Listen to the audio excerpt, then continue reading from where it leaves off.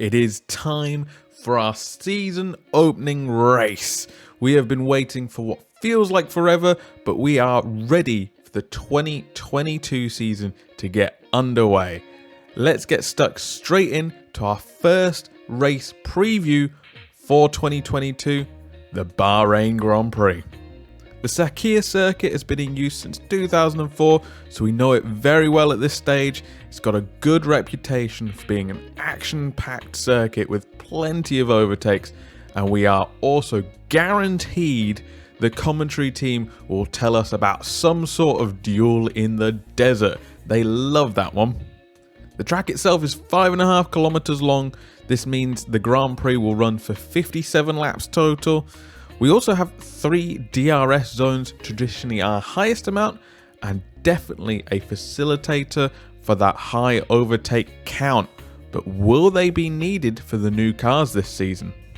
Last time out we had Verstappen qualify on pole, but it was Hamilton who took the win, with Verstappen coming in second and Bottas and the other Mercedes coming in third. I think both Hamilton and Bottas would love that result this time out, as they are both not expected to be there this time out. Obviously Hamilton's Mercedes, they're not really feeling like they can challenge for wins, and Bottas is now at Alfa Romeo. I definitely don't think that's a third place car. The history books show that Hamilton is the headliner when it comes to driver wins. However, Ferrari are a match for Mercedes when it comes to constructors wins. Could that play into their favour this time out? Red Bull haven't won here since 2013, so I think they'll be looking to change that before it hits the 10-year mark next year.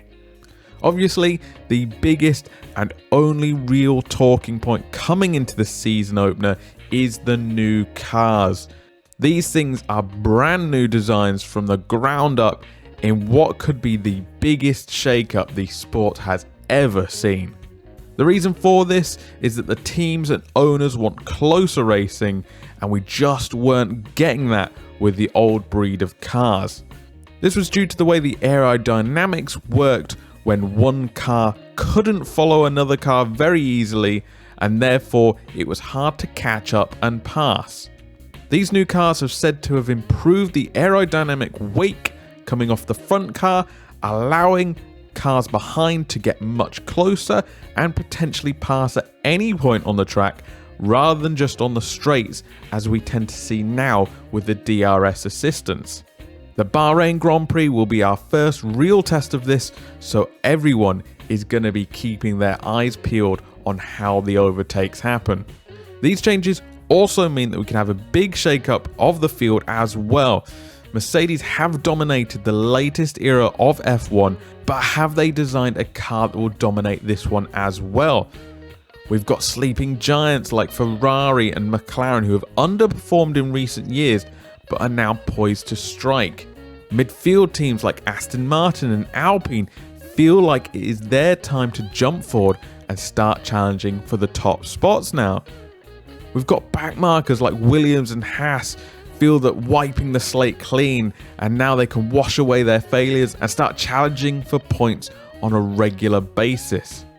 Of course, not everyone can make the leap forward they want to. Some teams will have to slide back, but who will it be?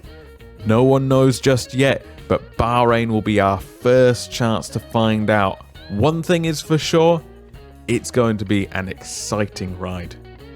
This is usually where I pick my driver and team to look out for, and honestly, I have no idea. Everything is so up in the air right now.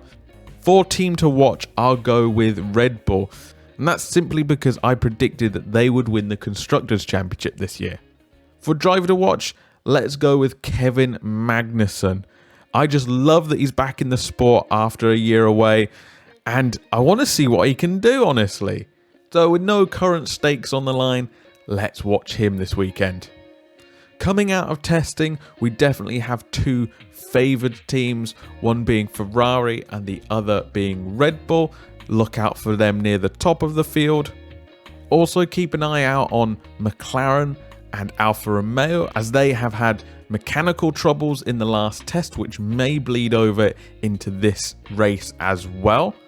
McLaren are also welcoming back driver Daniel Ricciardo, who had COVID during the second test period. He has now tested negative, and they've confirmed he will be in the car for the race, so that's fantastic news.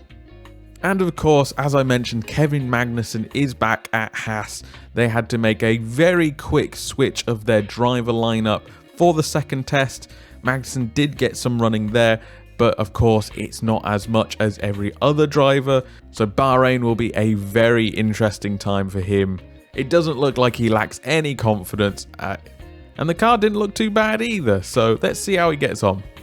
Anyway, what do you guys think? Are you excited for us to get underway? Let me know in the comments and over on social media, and I'll catch you for the race review on Sunday night.